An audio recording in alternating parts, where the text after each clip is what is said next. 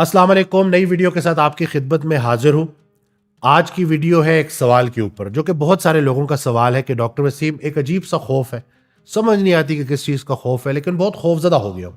میں بڑا بہادر ہوا کرتا تھا، اب بہت ڈر لگتا ہے۔ تو خوف کے متعلق رسول اللہ صلی اللہ علیہ وآلہ وسلم کی ایک بڑی پیاری حدیث ہے جس کا مفہوم ہے کہ اللہ تعالیٰ نے کسی بھی انسان کے لیے دونوں جگہوں پہ خوف نہیں رکھے، یعنی کہ اس دنیا میں بھی اور آخرت میں بھی۔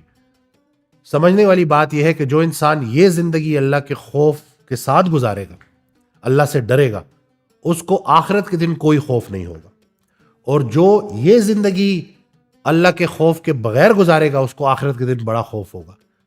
تو یہ بڑی ایک موٹیویشنل سی حدیث ہے کہ جو انسان بھی خوف کو ڈائریکشن دے گیا، یعنی کہ جیسے بچہ نیند میں ڈر کے جاگتا ہے تو ماں کو پکارتا ہے، ویسے ہی انسان جب زندگی سے ڈر کے اللہ کو پکارے تو اس کو بات سمجھ آ جاتی ہے۔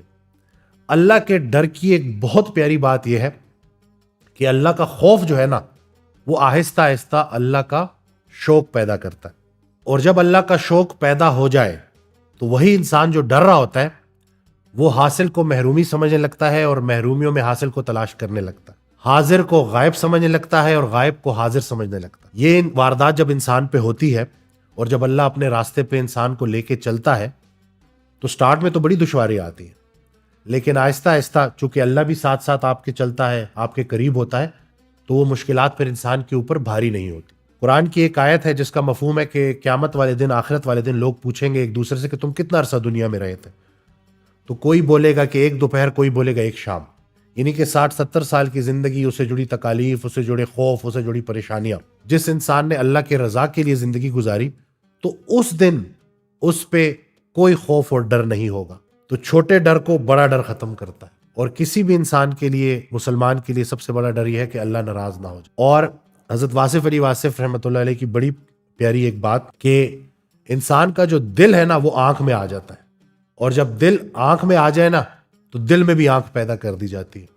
وہ خاموش چہرے پڑھنا شروع کر دیتا ہے، وہ لوگوں کے کام آنا شروع کر دیتا ہے۔ اس کو یہ بات سمجھ لگتی ہے کہ بھائی میں نے اللہ سے سارا دن کچھ مانگتے نہیں رہنا، اللہ کے لیے میں نے بڑا کچھ کرنا ہے۔ کامیابی یہ تھوڑی ہے کہ انسان حاصل کرتا جائے، اصل کامیابی یہ ہے کہ جو بھی حاصل کیا اس کو خوشی خوشی تقسیم کرتا جائے۔ ہم آدھی بات سمجھے ہیں، اسی لیے ہمیں خوف ہوتا ہے۔ خوف کیا ہوگا؟ جو حاصل ہے وہ چھن جائے۔ دیا کس نے تھا؟ اللہ نے، تو کیا وہ واپس لینے کا حق نہیں رکھتا؟ تو لیتے ہوئے جب آپ کو اتنی خوشی ہو رہی تھی تو وہ نعمت لوٹاتے ہوئے اتنی تکلیف کیوں ہو رہی ہے؟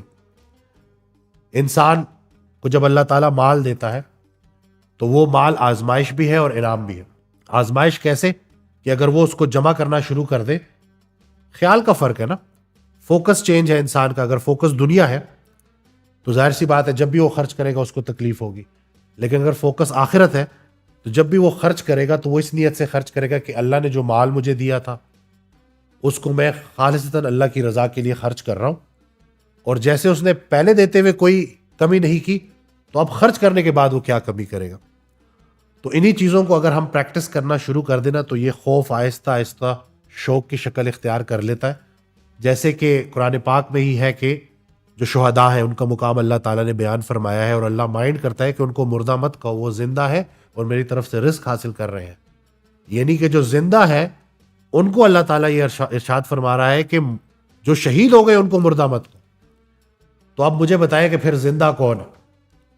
تو فرق صرف فوکس کا ہے کہ جن کو اللہ کے راستے کا شوق عطا ہوتا ہے پھر وہ اتنا خرچ کرتے ہیں، اتنا خرچ کرتے ہیں کہ اپنی زندگی کو بھی خرچ کر دیتے ہیں۔